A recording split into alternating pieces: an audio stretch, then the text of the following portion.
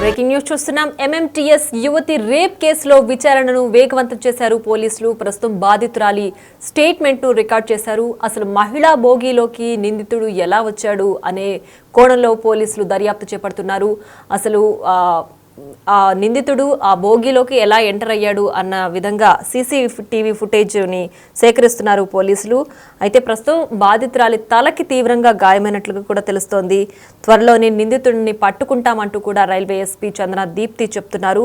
ఈ బోగీలోకి దుండగుడు ఎలా వచ్చాడు, అలాగే అల్వాల్ తర్వాత అసలు ఏం జరిగింది, ఆ మేడ్చల్లోనే ఈ దుండగుడు దిగిపోయాడా అన్న కోణంలో కూడా పోలీసులు విచారణ చేస్తున్నారు. ప్రస్తుతం సీసీటీవీ ఫుటేజ్ ఆధారంగానే అసలు ఏం జరిగింది అన్న వివరాలు కూడా పోలీసులు సేకరించే పనిలో పడ్డారు. నిందితుడి కోసం తీవ్రంగా గాలిస్తున్నారు. ప్రస్తుతం యువతి అయితే తీవ్ర గాయాలై ఆసుపత్రిలో చికిత్స పొందుతుంది. దీనికి సంబంధించి అసలు రైల్వే ఎస్పీ చందన దీప్తి ఏమంటున్నారో ఒకసారి చూద్దాం.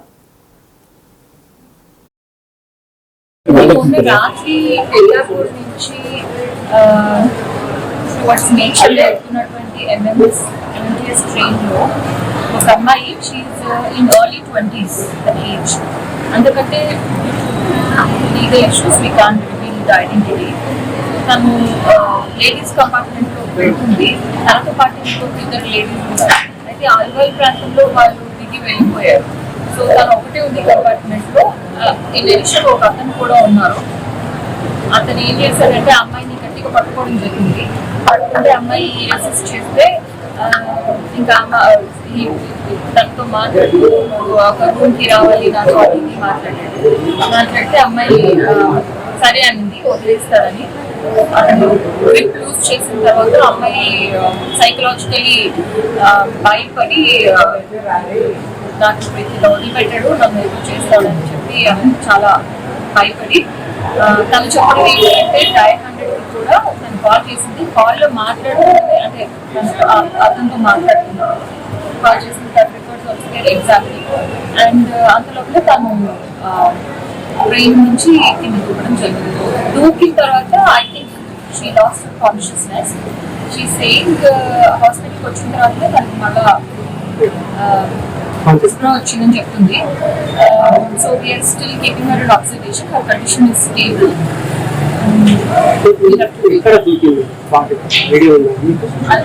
Suchitra surrounding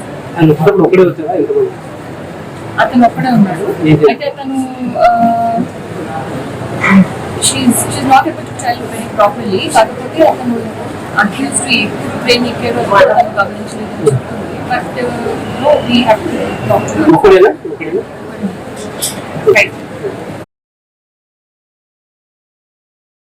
right. ఇక ఎంఎంటీఎస్ యువతి రేప్ కేసులో పోలీసులు విచారణను వేగవంతం చేశారు. ఇప్పటికే బాధితురాలి స్టేట్మెంట్ ఆధారంగా విచారణను ముందుకు తీసుకెళ్తున్నారు పోలీసులు. దీనికి సంబంధించి పూర్తి డీటెయిల్స్ మా ప్రతినిధి సురేష్ అందించడానికి సిద్ధంగా ఉన్నారు. సురేష్, చెప్పండి, విచారణ ఎంతవరకు వచ్చింది? బాధితురాలి ఆరోగ్యం ప్రస్తుతం ఏ విధంగా ఉంది? బాధితురాలు ప్రస్తుతం గాంధీ హాస్పిటల్లో చికిత్స పొందుతుంది. ఆమెకు మల్టిపుల్ ఇంజురీస్ ముఖంపై ఉన్నాయి కాబట్టి హెడ్ ఇంజురీ అయితే ఇప్పటి వరకు గుర్తించలేదు డాక్టర్లు. స్టేబుల్ గానే అమ్మాయి ఆరోగ్యం ఉందని చెప్పేసి కూడా వైద్యులు పోలీసులకు తెలపడం జరిగింది. 24 గంటల పాటు అబ్జర్వేషన్ లోనే ఉంచి ఆమెకు చికిత్స అందిస్తామని చెప్పేసి కూడా గాంధీ వైద్యులు చెప్పారు. అయితే ఎంఎంటీఎస్ లో ఇంటికి వెళ్తున్న తరుణంలో రాత్రి 8:30 గంటల సమయంలో ఒకసారిగా వ్యక్తి, గుర్తు తెలియని వ్యక్తి ఈ అమ్మాయి దగ్గర కూర్చొని మాట్లాడే ప్రయత్నం చేసి తనతో మాట్లాడాలి, తనతో ఫ్రెండ్షిప్ చేయాలని చెప్పేసి మొదట పరిచయం చేసుకొని, కానీ అమ్మాయి భయపడుతూనే ఉంటూ సరే అని చెప్పేసి అతను చెప్పిన దానికి ఒప్పుకుంటూ వచ్చి ఆ తర్వాత తను ఒక రూమ్ ఉంది, నాకు రూమ్ దగ్గరికి కూడా నువ్వు రావాలి అని చెప్పేసి ఒత్తిడి చేయడంతో ఎలాగైనా అతను నాపై అఘాయిత్యానికి పాల్పడ్డాడని గ్రహించి రన్నింగ్ ట్రైన్ నుంచి అమ్మాయి దూకి కింద పడిపోయింది. కింద పడిపోయిన సందర్భంలోనే అనేక దెబ్బలు ఆమె ముఖంపై తాకాయని చెప్పేసి కూడా పోలీసులు గుర్తించడం జరిగింది. ఇప్పటికే రైల్వే పోలీసులు కేసు నమోదు చేసి దర్యాప్తు చేస్తున్నారు. మొత్తం 4 టీంలను ఏర్పాటు చేసి నిందితుడి కోసం గాలిస్తున్నాము, సీసీ ఫుటేజ్లను కూడా పరిశీలిస్తున్నామని చెప్పేసి కూడా రైల్వే ఎస్పీ చందన దీప్తి కూడా చెప్పడం జరిగింది. ప్రస్తుతం ఆ టీమ్స్ అన్ని కూడా గాలిస్తున్నాయి. కానీ ఎవరు లేని సమయంలో, అంటే బోగిలో చివరి భోగిలో అమ్మాయి ఆ గుర్తు తెలియని వ్యక్తి మాత్రమే ఉన్నారు. ఆ సమయంలో ఈ ఘటన జరిగింది. అమ్మాయిపై అత్యాచార యత్నం చేయబోయారు కానీ ఎలాంటి అత్యాచారం జరగలేదు అని చెప్పేసి కూడా పోలీసులు అమ్మాయి స్టేట్మెంట్ ద్వారా తెలుసుకోవడం జరిగింది. ఖచ్చితంగా నిందితుడిని త్వరలోనే పట్టుకుంటామని చెప్పేసి రైల్వే పోలీసులు చెప్తున్నారు. ఖచ్చితంగా ఆ సీసీ ఫుటేజ్ లో ఎక్కడ ట్రైన్ ఎక్కాడు, ఎక్కడ దాకా ప్రయాణించాడు, ఆ తర్వాత ఎక్కడ దిగాడు అనే దానిపైన పూర్తి ఆధారాలు సేకరిస్తున్నామని చెప్పేసి కూడా పోలీసులు చెప్తున్నారు. ఇటు సీసీ కెమెరాతో పాటు హ్యూమన్ ఇంటెలిజెన్స్ ని కూడా వినియోగిస్తున్నామని చెప్పేసి కూడా చెప్తున్నారు. వాటికి సంబంధించి మొత్తం దర్యాప్తులో ఎవరెవరు ఉన్నారు, వారికి సంబంధించిన పూర్తి అంటే అతనికి ఎక్కడ దిగి ఎక్కడి నుంచి వెళ్ళిపోయాడనే దానిపైన పోలీసులు దర్యాప్తు వేగవంతం చేశారు. వీలైన త్వరగా అతన్ని పట్టుకుంటామని చెప్పేసి రైల్వే ఎస్పీ చందన దీప్తి కూడా కొద్దిసేపటి క్రితమే మీడియాతో మాట్లాడుతూ చెప్పడం జరిగింది. రైట్ సురేష్, అయితే ఈ కేసులో ఆ బాధితురాలు కేవలం ఆ నిందితుడిని ఆ జర్నీలో మాత్రమే చూసిందా, లేదంటే రోజు వెళ్లే ప్రయాణంలో అతన్ని గుర్తుపట్టిన ఆనవాళ్ళు కానీ, లేదంటే ఇదివరకే అతను తెలిసిన వ్యక్తిగా కానీ ఇలాంటి వివరాలు ఏమైనా స్టేట్మెంట్ లో చెప్పారా? అంటే రోజు వెళ్లే క్రమంలో వ్యక్తి కాదు. ఏదైతే ప్రయాణం చేస్తున్నప్పుడు మొదటిసారిగానే చూసి తనతో మాట్లాడాలి, తనకు సహకరించాలి, తాను చెప్పినట్టు వినాలి అని చెప్పేసి బెదిరించాలని చెప్పేసి పోలీసులకు బాధితురాలు ఫిర్యాదు స్టేట్మెంట్ లో పేర్కొనడం జరిగింది. అయితే తన నుంచి అంటే తన రూమ్ దగ్గర ఉంది, రూమ్ దగ్గర కూడా నువ్వు రావాలి అని చెప్పేసి ఒత్తిడి చేయడంతో సరే వస్తానని చెప్పేసి తప్పించుకునే ప్రయత్నమే ఆ యువతి చేసింది. ఆ భోగిలో ఇద్దరు మాత్రమే ఉన్నారు. ఎందుకంటే అమ్మాయి చివరి స్టేషన్ అంటే దిగే దగ్గరికి వచ్చిన సమయంలో అమ్మాయితో పాటు ఇతను సడన్ గా అక్కడికి వచ్చాడా, లేదంటే ఎప్పటి నుండి అమ్మాయిని గమనిస్తూ ఆ భోగిలోకి వచ్చాడనే దానిపైన పోలీసులు దర్యాప్తు చేస్తున్నారు. ఆ రైల్వేలో ఆ గార్డ్ ఉన్నప్పటికీ కూడా రైలు మొత్తం తిరుగుతూ ఉంటారు కాబట్టి సడన్ గా ఈ ఇన్సిడెంట్ జరిగింది. ఆ అమ్మాయి ఒకవేళ వెంటనే పోలీసులకి కానీ అంటే డయల్ 100 కానీ చేస్తుంటే ఖచ్చితంగా అక్కడికి పోలీసులు వెళ్లేవారు. రైల్వే పోలీసులు ప్రతి 10 నిమిషాలకి ఒక స్టేషన్ లో అందుబాటులో ఉంటారు. ఖచ్చితంగా మహిళలు కొన్ని జాగ్రత్తలు తీసుకోవాలి రైట్ టైం లో ప్రయాణం చేసినప్పుడు అని చెప్పేసి కూడా పోలీసులు చెప్తున్నారు. ఎవరైనా గుర్తు తెలియని వ్యక్తులున్నా, ఎలాంటి అలజడి కనబడినా వెంటనే రైల్వే కంట్రోల్ రూమ్ కి కూడా సమాచారం అందిస్తే నెక్స్ట్ స్టేషన్ వచ్చే స్టేషన్ లో అలర్ట్ అయ్యి పోలీసులు అక్కడ అందుబాటులో ఉండేవారు. కానీ యువతి ఇలా తాను అఘాయిత్యానికి పాల్పడతాడనే భయంతో వెంటనే ట్రైన్ దూకి ఇలా ప్రమాదానికి గురైంది. ప్రమాదంలో తీవ్ర గాయాలయ్యాయి కాబట్టి ప్రస్తుతం అయితే ప్రాణాపాయ స్థితి ఇలాంటిది లేదు. ఖచ్చితంగా ఆమె హాస్పిటల్లో కోలుకుంటుంది. మెరుగైన వైద్యం గాంధీ వైద్యులు అందిస్తున్నారు కాబట్టి 24 గంటల అబ్జర్వేషన్ తర్వాత పూర్తి వివరాలు కూడా వెల్లడిస్తామని చెప్పి గాంధీ వైద్యులు చెప్తున్నారు. అయితే ఈ నిందితుడికి సంబంధించి అయితే రెగ్యులర్ గా కాకుండా ఆమె ప్రయాణించిన ఆ రోజు ఇన్సిడెంట్ అయిన రోజే కలిసిందో, ఆ తర్వాత కొద్దిసేపు పాటు మాట్లాడి తనను గట్టిగా పట్టుకునే ప్రయత్నం చేసి తనని మాట్లాడాలి, తనతో ఉండాలి అని చెప్పేసి భయపెట్టించినట్టు బాధితురాలు పోలీసులకు స్టేట్మెంట్ రూపంలో చెప్పింది. అతను ఎవరో కూడా తెలియదు, కానీ అతనికి సంబంధించిన ఆనవాళ్లు పోలీసులకి ఆమె తెలియజేయడం జరిగింది. కాబట్టి పోలీసులు అన్ని కోణాల్లో కేసును దర్యాప్తు చేస్తున్నారు. నిందితుల్ని వీలైనంత త్వరగా పట్టుకునేందుకు సీసీ ఫుటేజ్ కూడా, ఎందుకంటే దర్యాప్తు అధికారులకి ఇప్పటికే ఆ సీసీ ఫుటేజ్ కూడా లభ్యమైంది. ఎందుకంటే ప్రతి స్టేషన్ లో సీసీ కెమెరాలు ఉంటాయి. ఎక్కడ చివరి స్టేషన్ లో దిగాడు, ఆ మొబైల్ సిగ్నల్ ఆధారంగా కూడా అసలు భోగిలో ఎంతమంది ఉన్నారో ఆ మొబైల్ సిగ్నల్ ట్రాక్ ద్వారా కూడా నిందితుని గుర్తించే పనిలో పోలీసులు ఉన్నారు. ప్రస్తుతం అయితే దర్యాప్తు కొనసాగుతుంది. దర్యాప్తు తేలిన తర్వాత అన్ని విషయాలు కూడా బయటకు వచ్చి అతను నిందితుడు ఎవరనే దానిపై కూడా పోలీసులు ఆరా తీస్తున్నారు. Right Suresh, thanks for the updates. ఇక ఎంఎంటీఎస్ యువతి రేప్ కేసులో విచారణను వేగవంతం చేశారు పోలీసులు. టెక్నికల్ ఎవిడెన్స్ కోసం ప్రస్తుతం పోలీసులు ప్రయత్నిస్తున్నారు.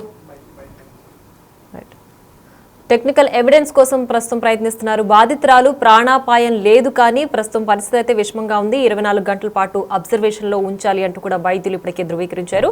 సో అసలు ఆ నిందితుడు ట్రైన్లోకి ఎలా వెళ్ళాడు, మహిళా బోగిలోకి ఎలా ఎంటర్ అయ్యాడు, ఎక్కడ దిగాడు అనే వివరాలు కూడా సీసీటీవీ ఫుటేజ్ ఆధారంగా పోలీసులు దర్యాప్తు చేస్తున్నారు. అసలు ఒకసారి రైల్వే ఎస్పీ చందన దీప్తి దీనికి సంబంధించి ఏం చెప్పారో ఒకసారి చూద్దాం. రాత్రి ఎల్లాపూర్ నుంచి టువర్డ్స్ నేచర్ వెళ్తున్నటువంటి ఎంఎంటీఎస్ ట్రైన్లో ఒక అమ్మాయి she is in early 20s age. అందుకంటే legal issues we can't reveal the identity. తను లేడీస్ కంపార్ట్మెంట్లో వెళ్తుంది, తనతో పాటు ఇంకొక 2 లేడీస్ ఉన్నారు. అయితే ఆల్వాల్ ప్రాంతంలో వాళ్ళు దిగి వెళ్ళిపోయారు. సో తను ఒకటే ఉంది కంపార్ట్మెంట్లో. ఇన్ అడిషన్ ఒక అతను కూడా ఉన్నారు. అతను ఏం చేశాడంటే అమ్మాయిని గట్టిగా పట్టుకోవడం జరిగింది. పట్టుకుంటే అమ్మాయి రెసిస్ట్ చేస్తే ఇంకా తనతో మాట్లాడుతూ ఒక రూమ్కి రావాలి నాకు అది మాట్లాడితే అమ్మాయి సరే అనింది, వదిలేస్తారని.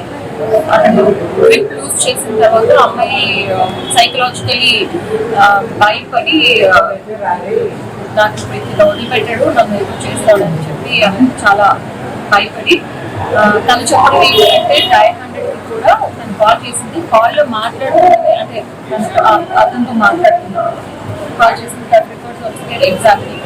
అండ్ అంతలోపల తను బ్రెయిన్ నుంచి కింద దూకడం జరిగింది.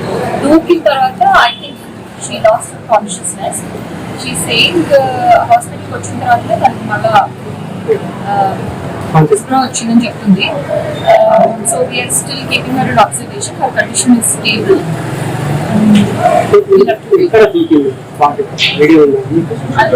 సుచిత్ర సరౌండింగ్ అతను ఒక్కడే ఉన్నాడు. అయితే అతను she is not able to tell very properly. కాకపోతే అతను అక్యూజ్డ్ ఎప్పుడు బ్రెయిన్ ఎక్కాడో అతను గమనించలేదు. But we have to talk to right.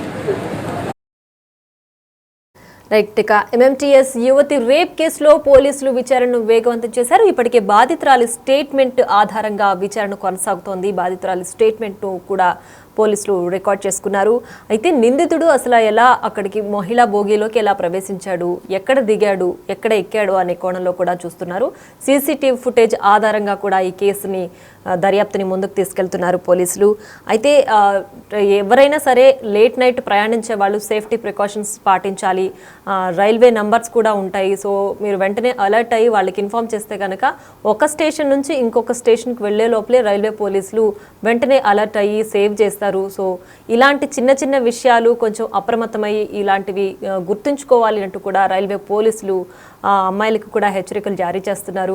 ఇలాంటి సమయంలో కొంచెం సమయ స్ఫూర్తి కూడా ఉండాలి అంటూ కూడా, అంటే ఆ టైంలో రన్నింగ్ ట్రైన్లో బయటకు దూకేయడం వల్ల ప్రాణాలకి ప్రమాదం అవుతుంది. సో అలాంటివి కాకుండా వెంటనే పోలీసులకి ఇన్ఫామ్ చేసినట్లయితే కనుక నెక్స్ట్ స్టేషన్ వచ్చే లోపలే అలర్ట్ అయ్యి మిమ్మల్ని సేవ్ చేస్తారు అంటూ కూడా పోలీసులు ఇప్పటికే డీటెయిల్స్ కూడా మీడియాకి వెల్లడించారు. అయితే అసలు అక్కడికి ఈ దుండగుడు ఎలా ప్రవేశించాడు, మహిళా భోగిలోకి ఎందుకు వెళ్ళాడు, ఎలా వెళ్ళాడు అనే విషయాలు కూడా రెండు టీములుగా కూడా ప్రస్తుతం నిందితుడి కోసం గాలిస్తున్నారు పోలీసులు. సో ఎలాంటి ప్రమాదం ఉన్నా సరే వెంటనే పోలీసులకి ఇన్ఫామ్ చేయాలి, వెంటనే వాళ్ళు అలర్ట్ అయ్యి మిమ్మల్ని సేవ్ చేస్తారు అంటూ కూడా రైల్వే ఎస్పీ చందన దీప్తి ఇప్పటికే వెల్లడించారు. ప్రస్తుతం అయితే బాధితురాలు ప్రాణాపాయం నుంచి తప్పించుకునింది, కానీ 24 గంటలు అబ్జర్వేషన్లో ఉండాలి అంటూ వైద్యులు ఇప్పటికే చెప్పారు. తలకు తీవ్ర గాయమైనందువల్ల 24 గంటలు అబ్జర్వేషన్లో ఉండాలి అంటూ కూడా చెప్పారు. సో ప్రస్తుతం ప్రాణాపాయం లేదు, కానీ హాస్పిటల్లోనే ఆవిడ చికిత్స పొందుతున్నట్లుగా కూడా వైద్యులు వెల్లడించారు.